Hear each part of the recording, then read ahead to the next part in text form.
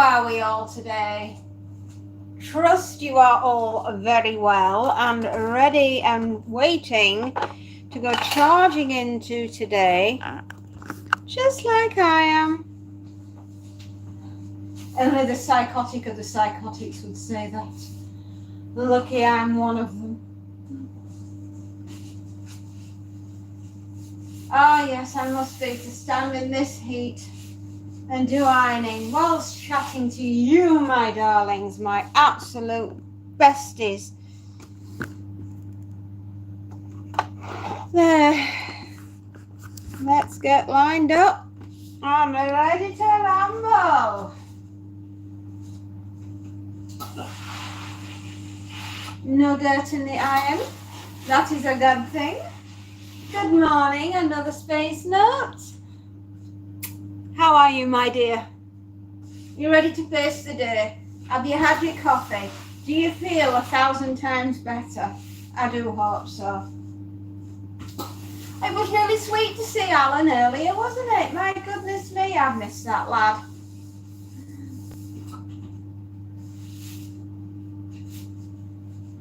Well, what is today going to throw at us? So far, I've seen the news headlines come through from the BBC, and now we have to worry about Iran. Or Iran to the shops.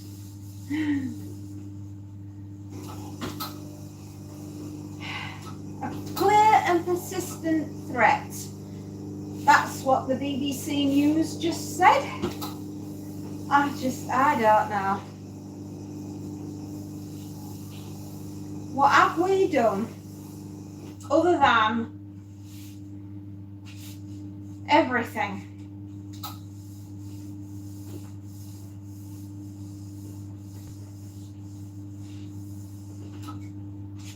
I don't know. Yeah, fear-mongering. Absolutely. We have to look beyond that, don't we? You know, but you get out of bed in the morning, you get ready to sort of organise your day. Your news is switched on your phone. You know you're gonna look. Why do I do it to myself?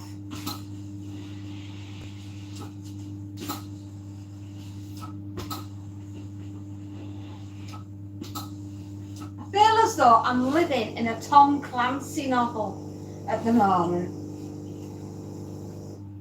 The sum of all fears.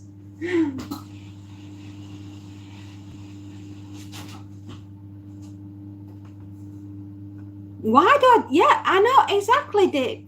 Why do I do it to myself? I mean, you know, I like Tom Clancy. I do. I think he's a great writer. I think he's brilliant. But why do I do it to myself? You know, I really ought not to look.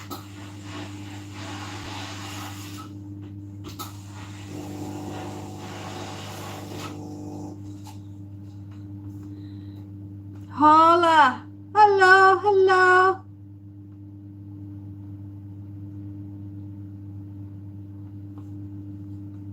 Qualify what? Me? Sophie! Hi! Hey, Sophs. Are you feeling a bit less pained today? Did you like your flowers?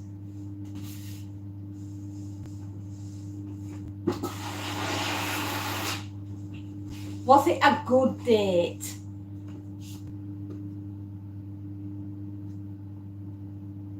Hello. Hello, my darlings. I don't know, I can't. You did enjoy your flowers. Awesome. I'm really pleased that you had a good day. That boyfriend of yours, he knows he's onto a good thing. He's got a good girl with you. And you've got a good lad with him as well. I'm so happy for the pair of you. You've put faith back in my soul that there is love and romance in the world. Yes, it is. Oh, you're off to a fair. Oh, be careful. Don't go on any rides that making a strange sound. But apart from that, have a really good day.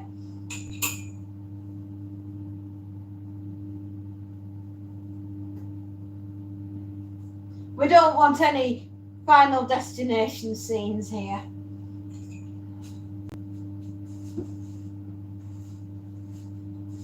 Hello, anyway, my darling. I am so happy to see you. Always.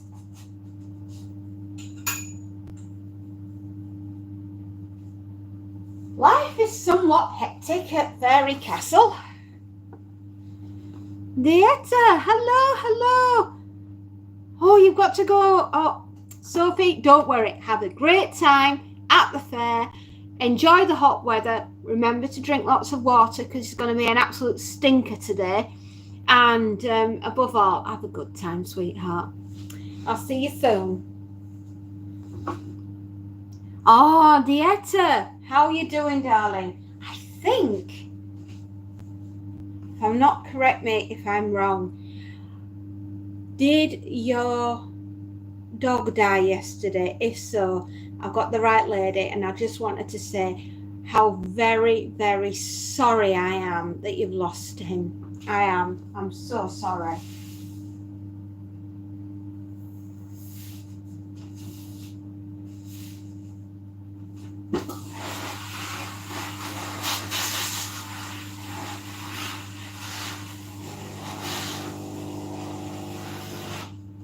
I hope you're all ready for a lot of ironing. I have 2 huge bags, and this entire rail behind me will be filled in about 3 hours.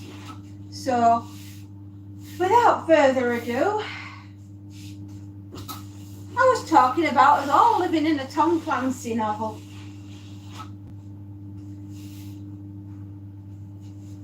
It's insane how bonkers everything's gone.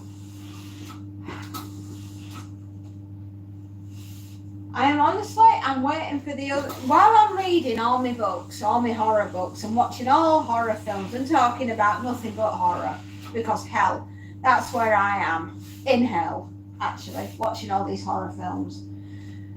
I'm looking at the world around us and I'm thinking, what are we doing to ourselves?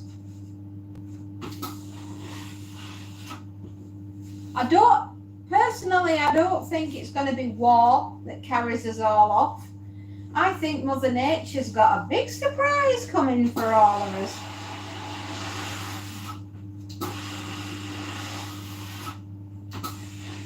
Question is will we be ready for her? You know, I think a lot about the Whitley Strieber, or as some of you would probably know it as a Roland Emmerich film, The Day After Tomorrow. Well, Whitley Strieber wrote it. And there's a lot more in the book than there is in the actual film. We only get a very small snippet of the United Kingdom in the film, but there's a whole section, a whole chapter dedicated to us Brits about how we cope with the impending doom of the Ice Age. You put aliens on your 2026 bingo card. Do you know what? I'm down for that. Yeah? I think we could all do a little bit of Sigourney Weaver.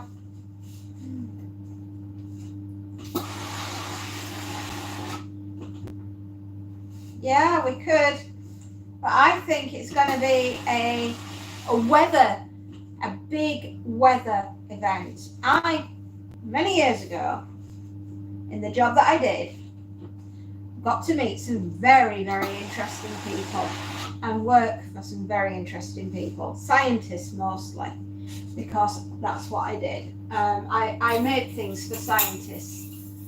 And I remember talking to a scientist at Queen Mary's University in London. And it was their learned opinion, and believe me, these people have studied this every single day for years and years and years, and bless her, I think she's probably retired now. And well, anything is possible. Yes, exactly. But I work for this lady, and I created her some stuff. It's technical, and I can't say, but I made her some stuff. And it was her opinion that we were going to get something called a red tide event.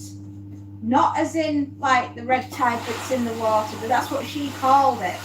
So sometimes it gets known as a black swan event. But to her it was a red tide. And she said that we are going to end up with the perfect storm heading our way, and it will be an automatic positive feedback loop. So she explained it in layman's terms so that I would understand, and it would be a supercell, a superstorm, and there would be nothing that we could do about it, and it would start with the collapsing of the Atlantic Meridional, the AMOC as it's called, which brings warm waters along the Gulf Stream, right? And it works above as well as below. The two are linked. And it was of her opinion that eventually the AMOC would break down, and that would cause the marine biology to fail, and we'd end up with fishes that didn't belong in those areas, and they would be going there because that's where the currents would be taking them, and it's where the heat would be, and the heat would be in the wrong place, and the cold would be in the wrong place, and it would cause an automatic feedback, a loop, a spiral that we wouldn't be able to get out of, because the jet stream would go wavy. I mean, properly wavy, as in the wrong places, and we'd end up with tremendous storms that we wouldn't be able to predict, let alone control, and that the waters would be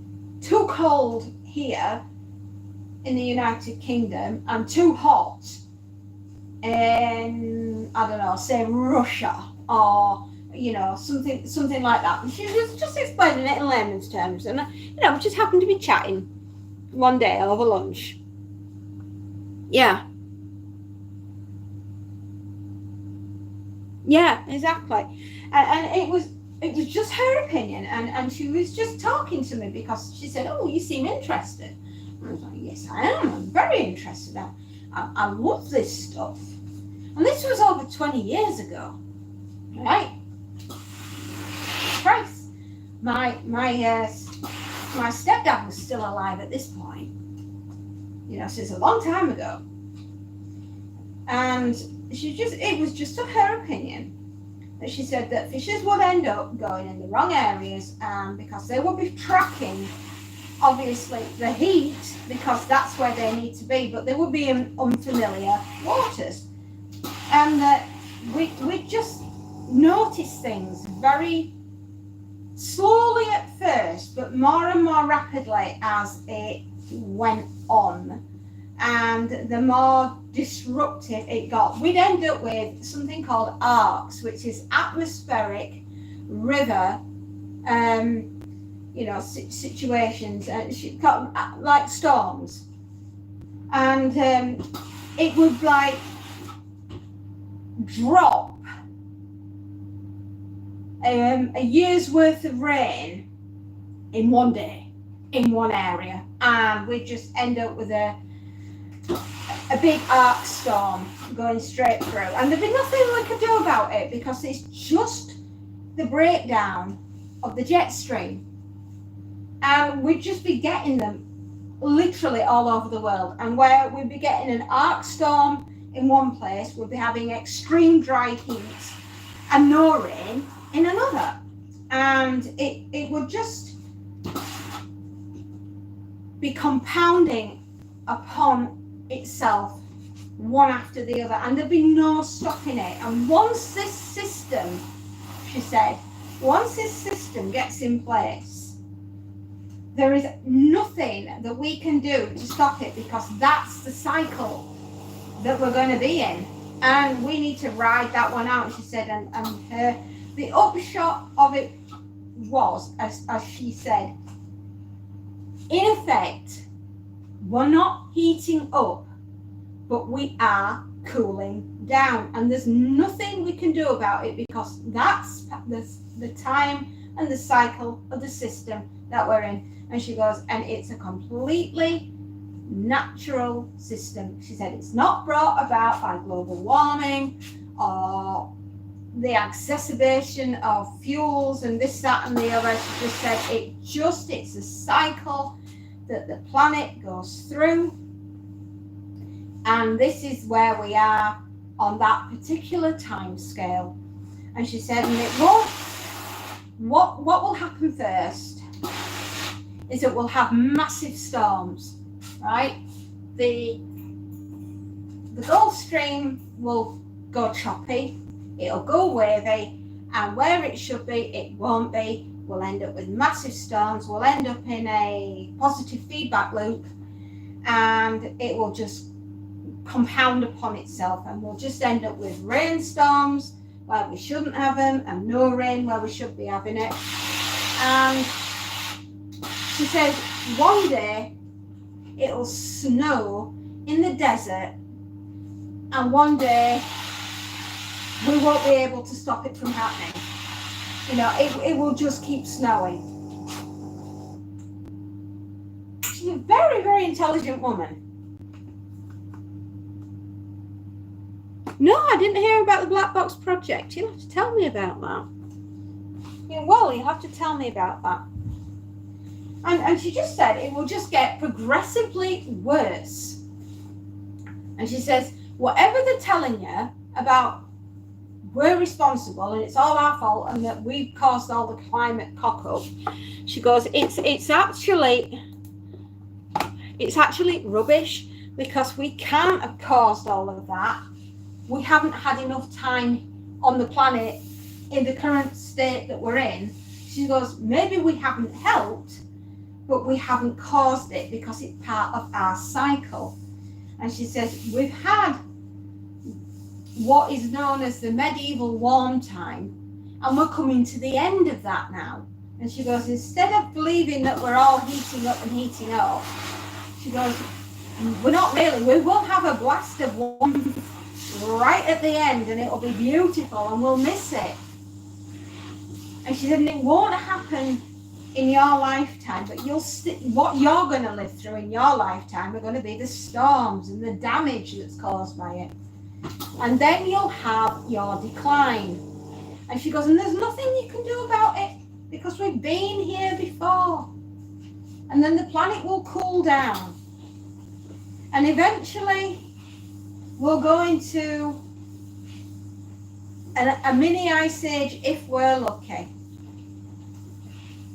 And then after that, we might come back out of it. She goes, well, the worst one, the one you really, really don't want, is an actual full-blown ice age, because that's it. She said, the life that we know, we can save some, but not all. And it'll be a lottery. This is just her opinion. And I said, are you writing a science fiction novel? She goes, no, I'm not writing a science fiction novel. She said, I'm only looking at the raw data that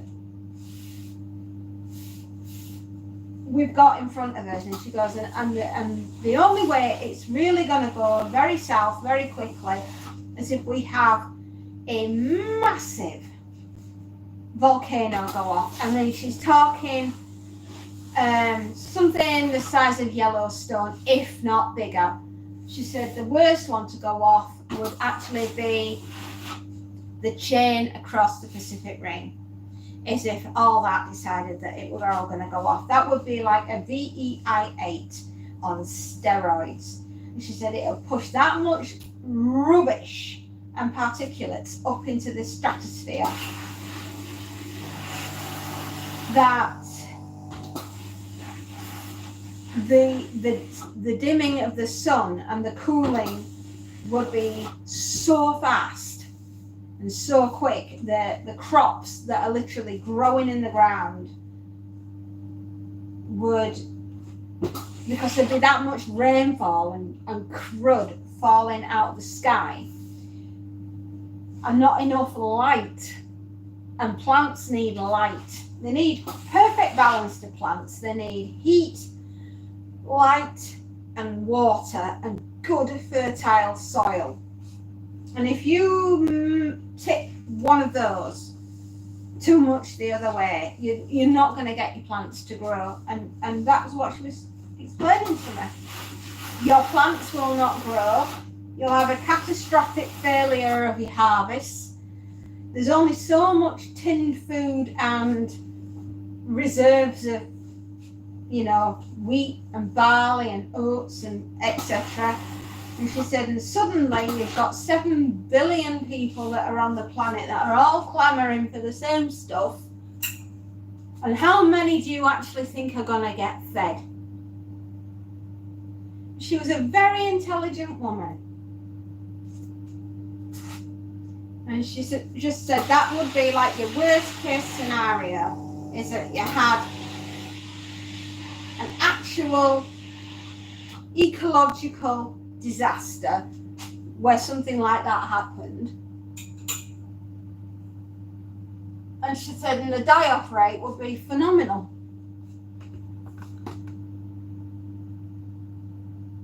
Oh, designed to outlast humans and catalogue our downfall. Well, I bet it's been working overtime.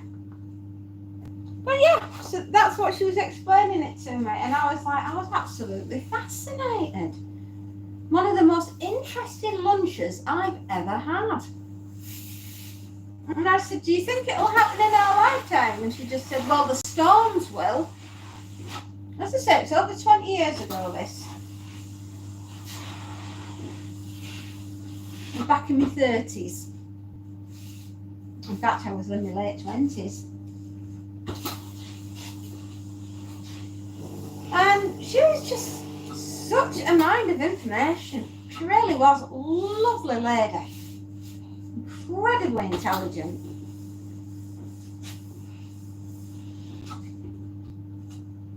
Excuse me.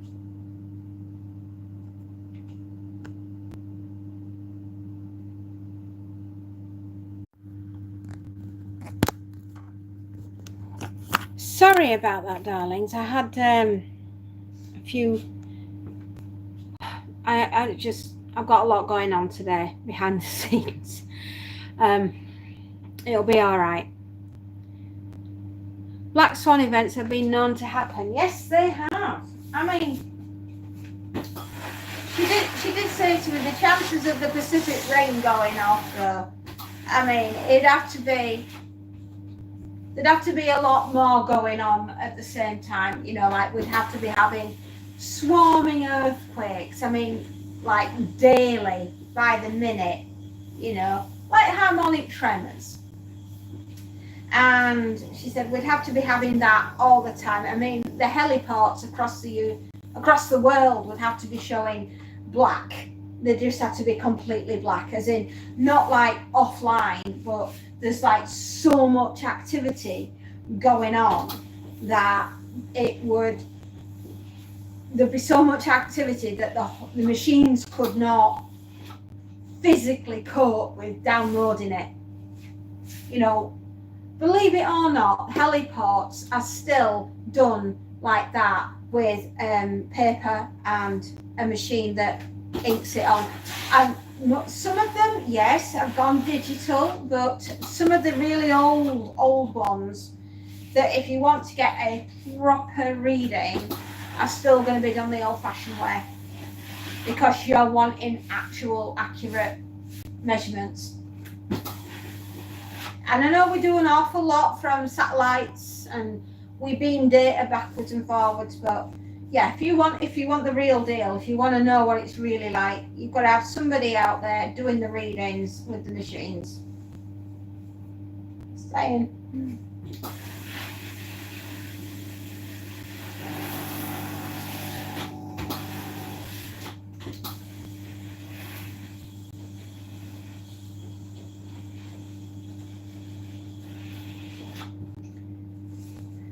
She said, but for the entire Pacific Ring to go off, we'd have to be having an awful lot of movement. And she said, but what we are going to start to see are an intensification in the positive feedback loop of our storms. And she said that over 20 years ago.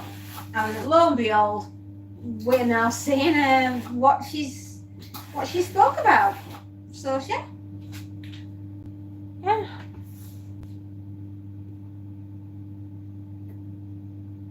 Encyclopedia Britannica. Oh, I remember them.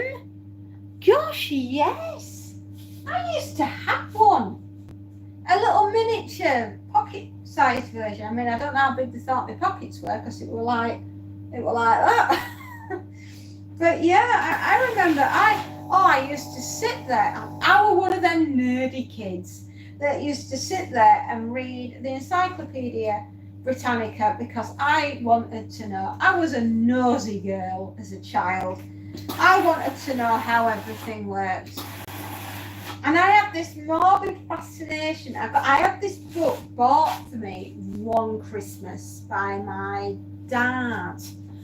And it was every natural disaster that had happened over the last 200 years, and each page was dedicated to everything that had gone wrong in natural disasters, or you know, like the Titanic sinking and things like that. They were all mentioned in the book. And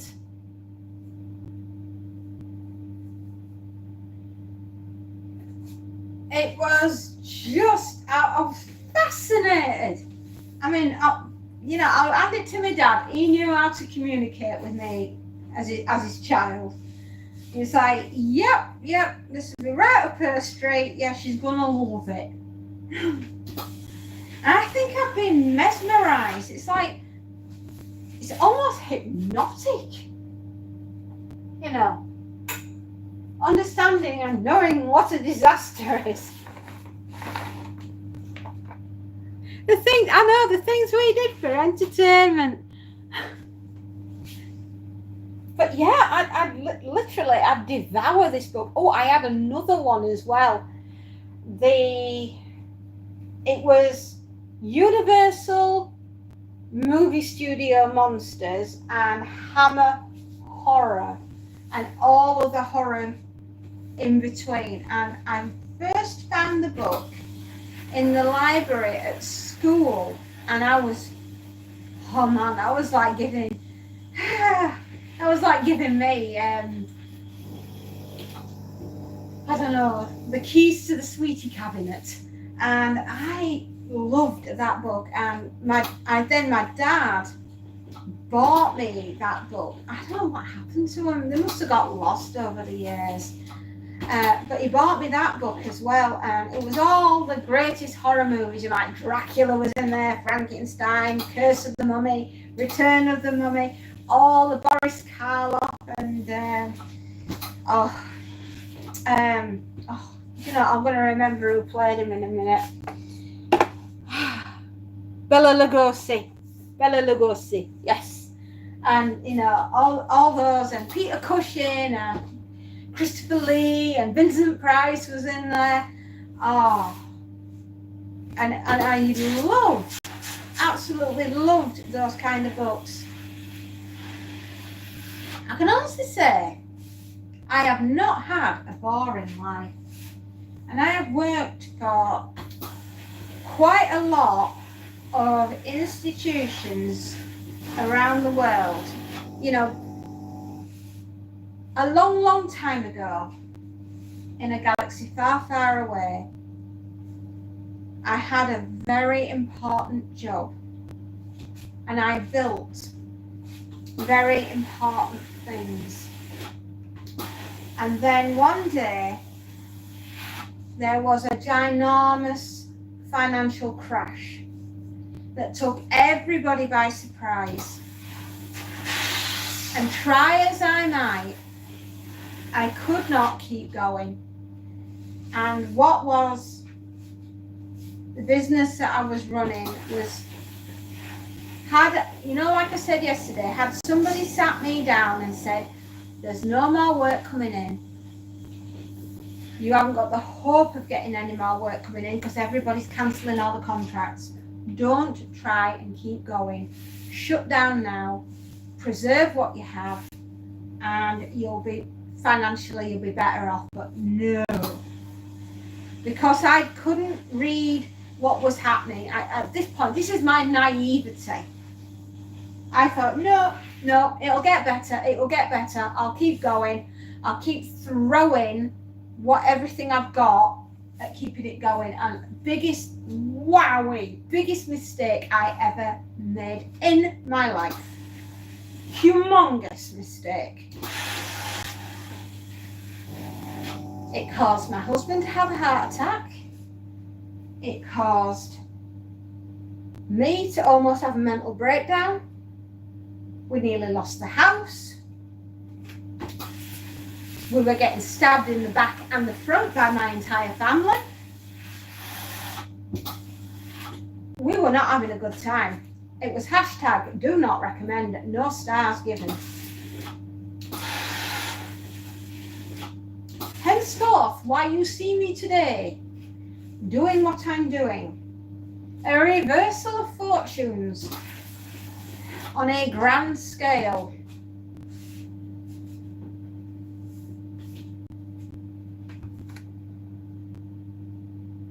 Yes, that was a black swan event. Nobody saw it coming. We were having such a good time, we never thought it would ever end. And end it did. And end in a spectacular fashion. So many people, I know so many people that lost their businesses, their marriages broke up, one of the members of the family are dead, you know, the wife or the husband died, and they lost their homes. And I was facing all that, and how the hell we never lost our home. I'm still in awe and amazement that we didn't lose it. But my God, it has been an uphill battle. It has been a struggle. I am still living in survival mode 20 years on. And I know things have changed. But mentally, up here, I still live like it could all collapse tomorrow, you know? And maybe that is a big thing that perhaps a little bit of therapy would help. I don't know. Maybe I've just got so used to living like it could all go away tomorrow that I don't know how else to live, you know. Maybe it's my mental way of coping with everything that's happened. I mean, you know, we have come out the other side. I know we have. I can see that we have, or that we are on the way of coming out the other side. But there's a part of my brain that won't let me. I want to be able to enjoy things. I want to be able to say I'm having a good time and really feel like I'm having a good time, you know? Like, I don't want to just say the words, oh, I'm happy. I want to feel happy. You know, unless you've been through, I suppose, something pretty catastrophic.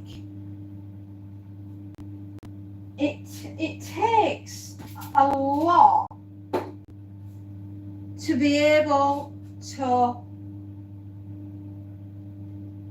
be happy, to feel joy.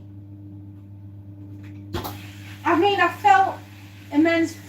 been immensely proud of my children, and I've felt immense joy with what they've achieved, and the ability to just, what my husband and I did is that we could see, eventually we could see what was happening, and it was at that point it was almost too late. Fortunately, we backed out and we just said, right, that's it, we can't do any more. And we lost everything, man. We lost a lot. You know, the only thing we didn't lose was the house. And I'm so grateful for that. But look what it did to our health. So my husband had a heart attack, and I nearly had a mental breakdown over it. You know, and we clung on to each other, and we just said, we've got to protect the kids. And it's what you do, isn't it? You protect your children. But, you know, I could have protected them a hell of a sight more had I not been so... Oh, what's the word?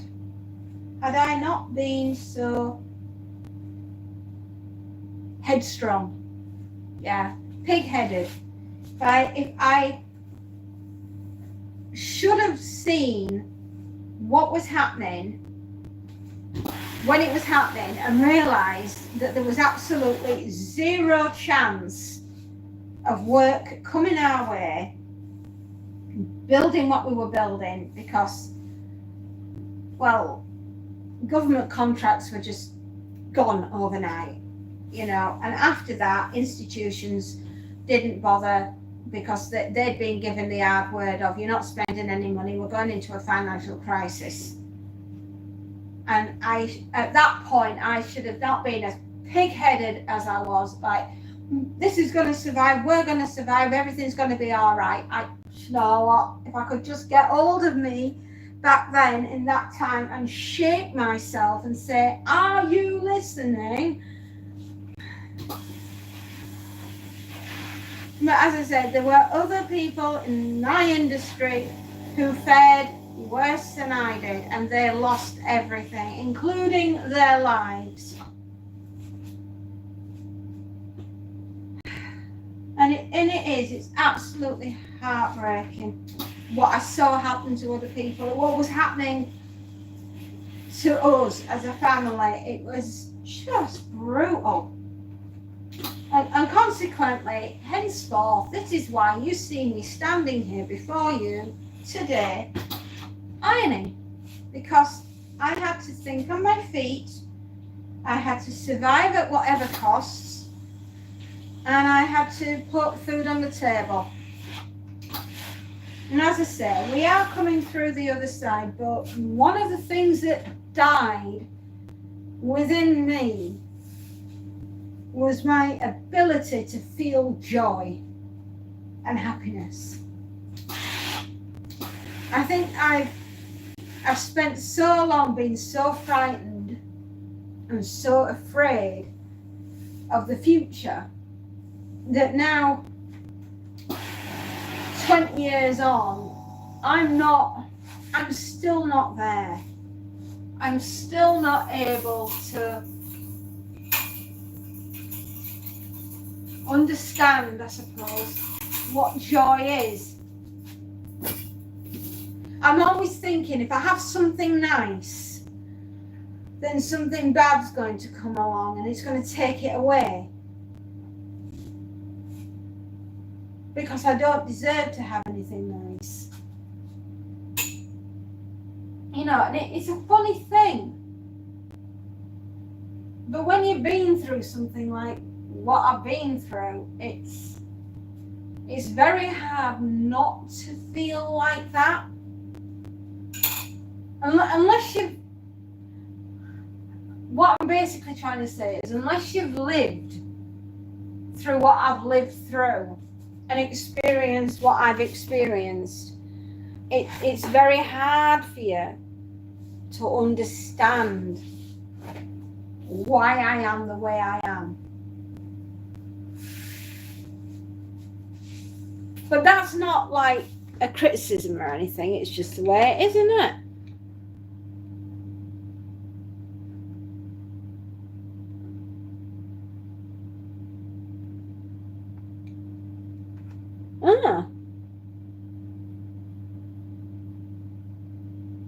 Personally, I thought it was because I just had a pretty crap time, but you know, if it does have a title, then that must be what it is.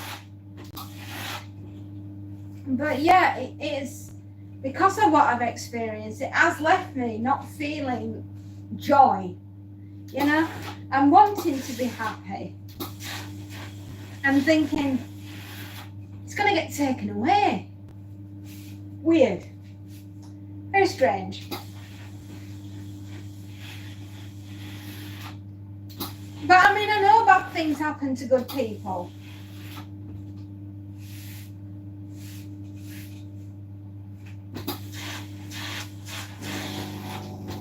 It's a real weird one.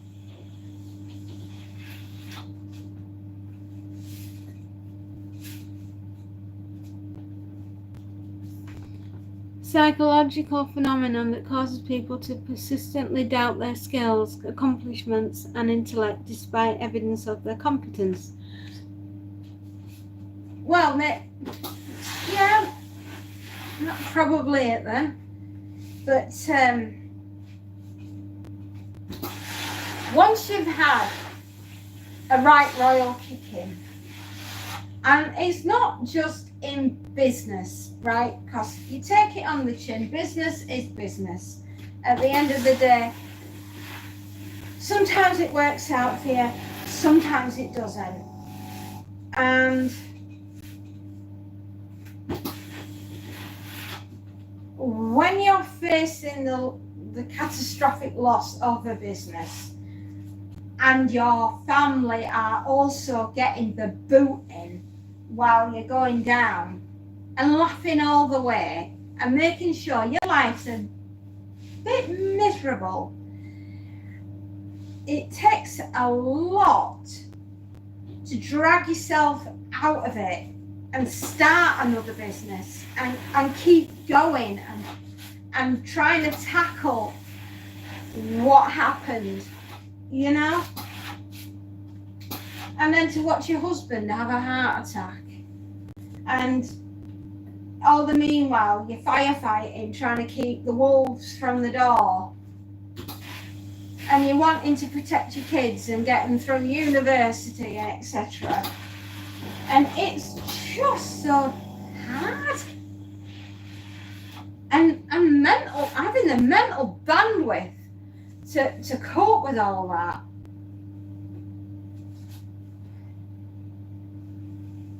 And it's robbed me of the ability to feel happiness. I say it, I act it out, I tell everyone I'm happy.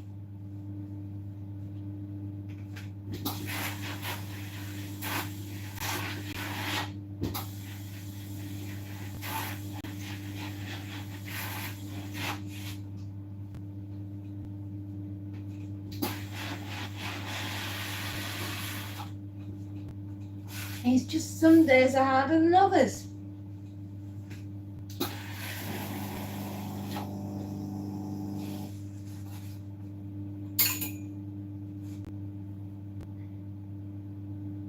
Henceforth, where we're moving forwards, you can't go back, you can't change what's happened. What you can do is learn from it, and you can make the next 20 years even better than the last.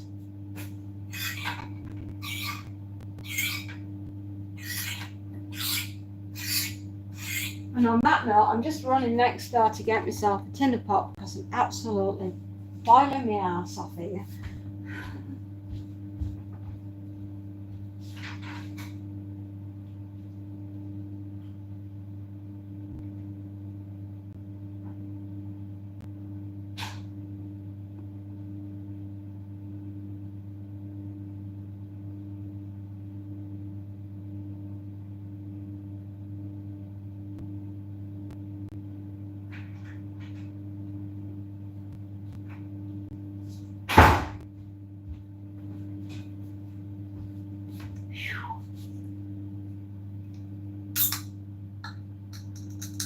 And I can honestly say,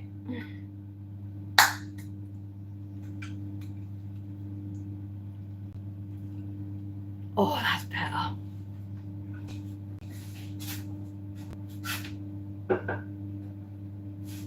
Yes, it's a really, really difficult one to try and explain. But onwards and upwards, we must fight, we must continue. It is the only way. You can never go back, you can always go forward. You've always got to go forward.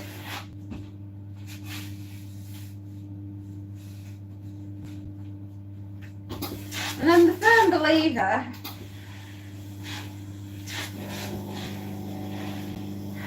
that things can only get better.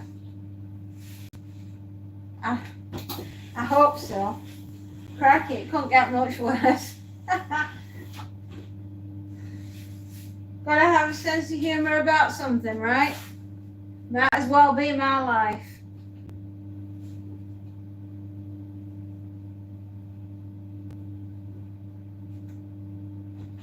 Yeah, might as well be life.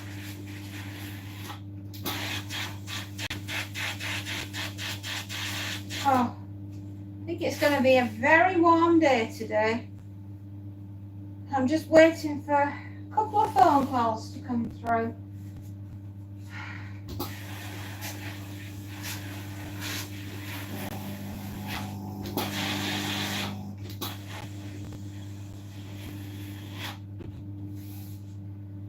My lovely family, and they are perfectly gorgeous people.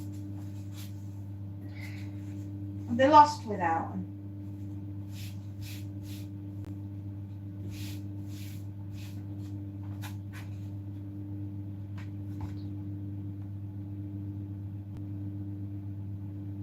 Yeah, it does, doesn't it? You know, the Ministry of Silly Walks, and the ministers are just standing there doing the fish dance and slapping each other with a heron. You know.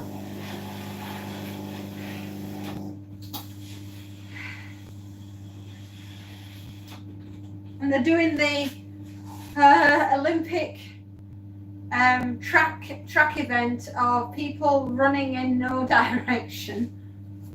The event of people with no sense of direction. That's it. That's what we've got. That's what's going on.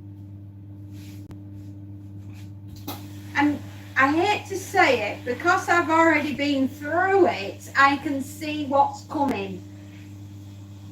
Was it okay, putting this out into the universe, was I meant at that particular moment in time to learn that lesson so that I would see the bigger picture and see what was coming down the road? Was that why I had to go through what I had to go through?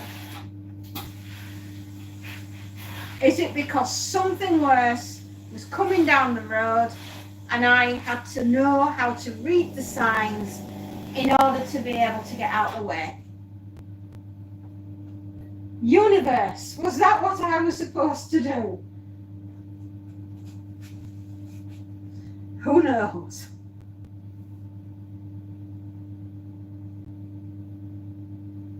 Sometimes I feel like Neo from the Matrix.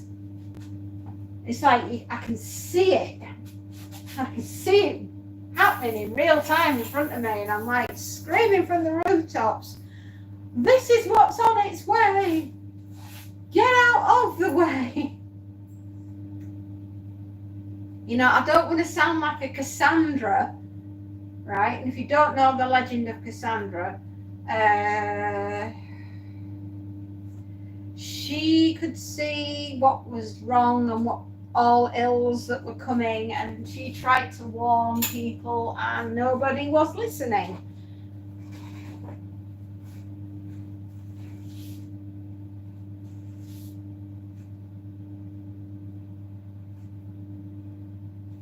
Time are we on? 11:30. All right, in half an hour I'm going to go up and let Monty in and give him his lunch. Yeah, you know, you do start wondering very strange things. Was I meant to learn the lesson that the universe was sending them so I'd know that something, and I'd be able to look out and see and know and get out the way in time for whatever else was heading our way?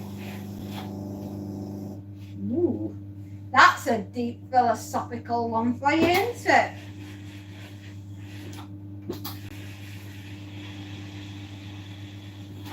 Who knows? Life's strange. As John Lennon said, life's what happens while you're busy making other plans.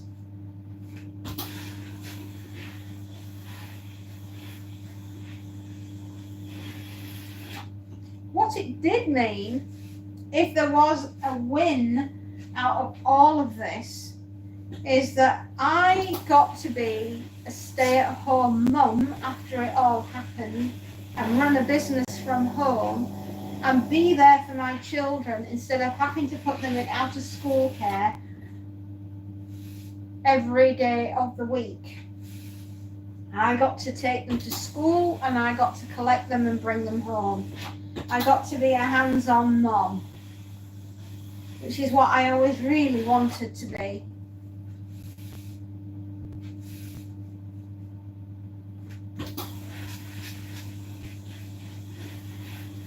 Maybe the universe has a unique way of being able to put you exactly where you need to be at that precise moment in time.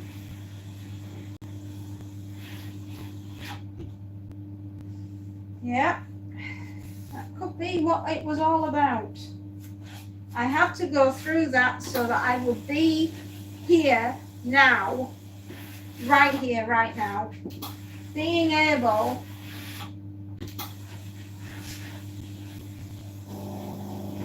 to look at it with great clarity.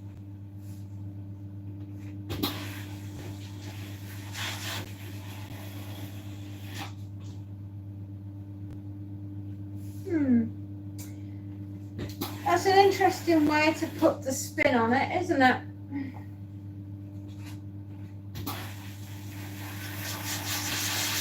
I mean, it was a horror. Definitely was a horror.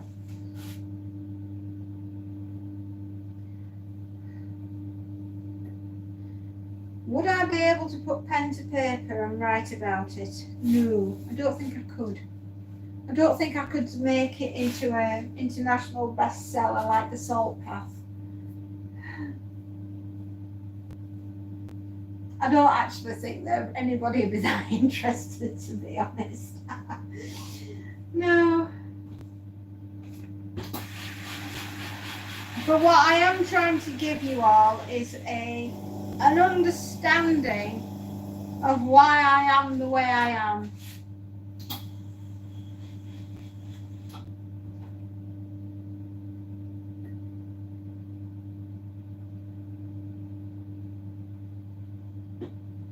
And why I find it very difficult to find joy.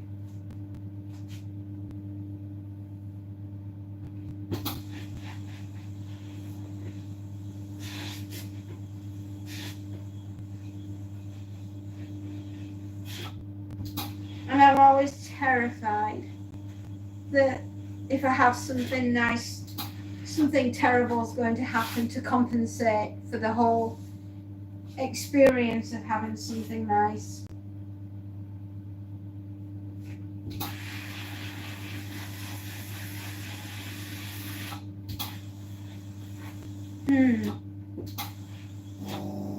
I guess time's a great healer. So maybe I need a bit more time to heal.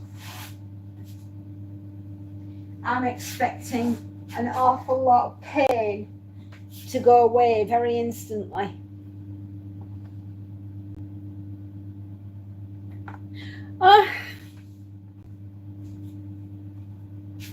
Some days I have days like this.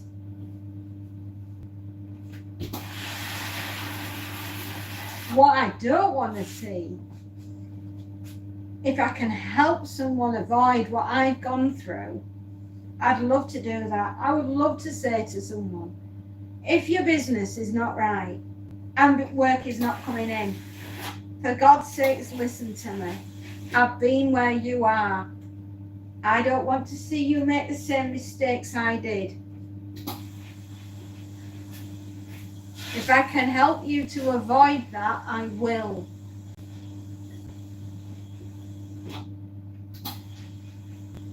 You say, I have seen so many people in the same industry I was in just keel over and just die. And the stress and the strain, and I hate to say it, but looking purely analytically at the way things are being run in this country at the moment, right? The way the finances are all being handled at the moment, we are heading for a financial disaster 2.0 that is going to make the 2008 look like a tea picnic.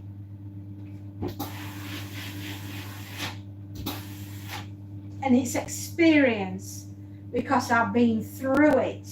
I know what I'm looking at. I see it. I can see it's coming at us like a flipping freight train. And I can't be the only one that can see it. There must be others that are out there that can see it too. Whether or not we're being listened to, I don't know. I really don't.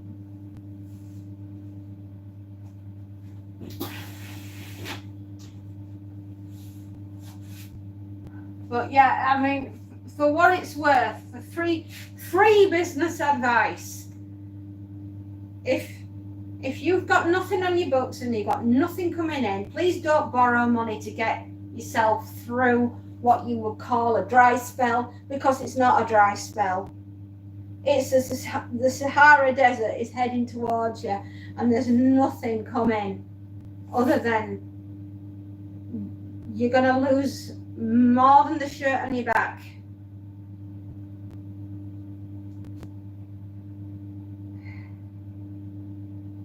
And it is absolutely terrifying to be a bystander and watching on the outside. People are going to go through this, and it's going to be rinsed. They're going to get absolutely rinsed.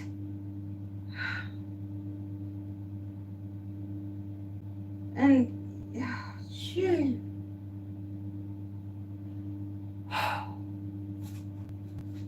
It's horrible. It's horrible having gone through it and to have to watch people go through it again. Austerity, that will seem like a cozy word.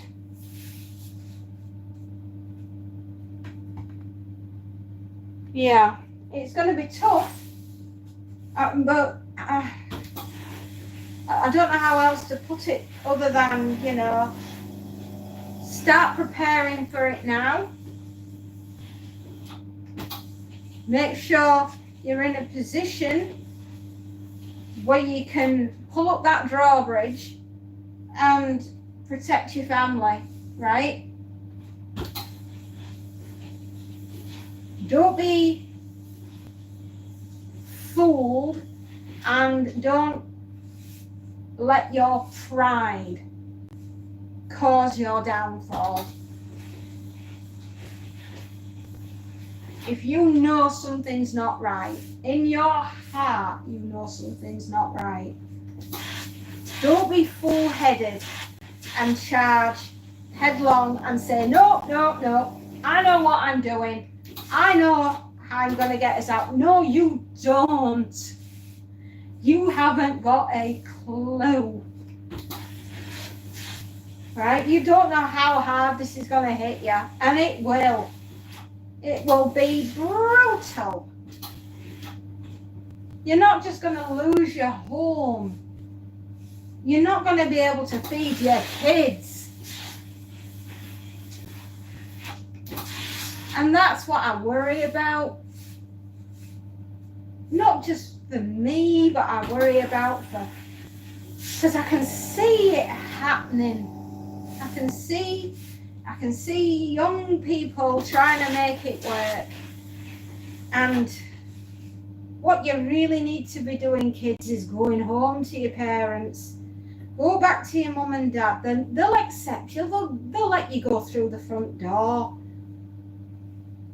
You know, you're not on about saving face and, you know, I can do it because I'm a grown-up. I can do it. No, being a grown-up, right? Being a grown-up is admitting that you can't. And then going to get some help before it gets too bad.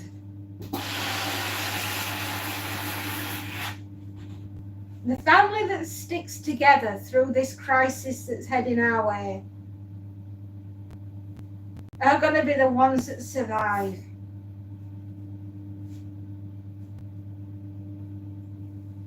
The financial catastrophe that's heading our way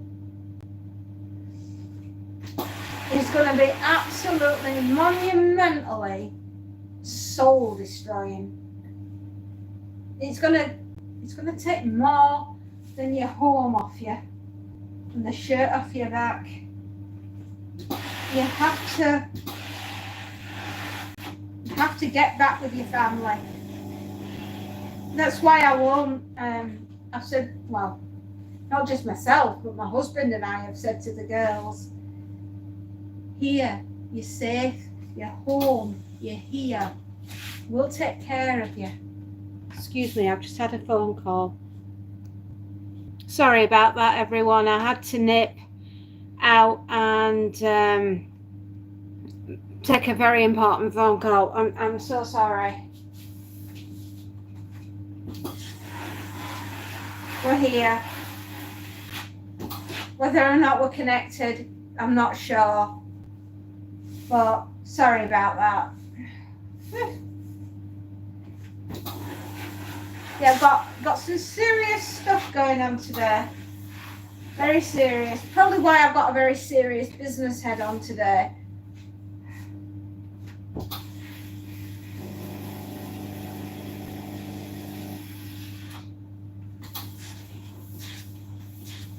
But I do apologise having to jump out of what I was talking about right there and then.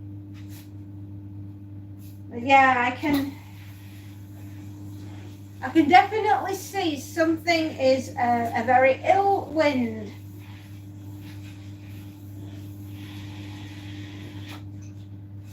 And that fills my heart and soul with consternation.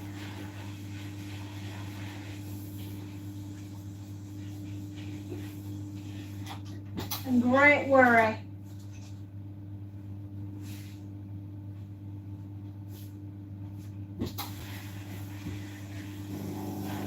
I don't think we're working properly.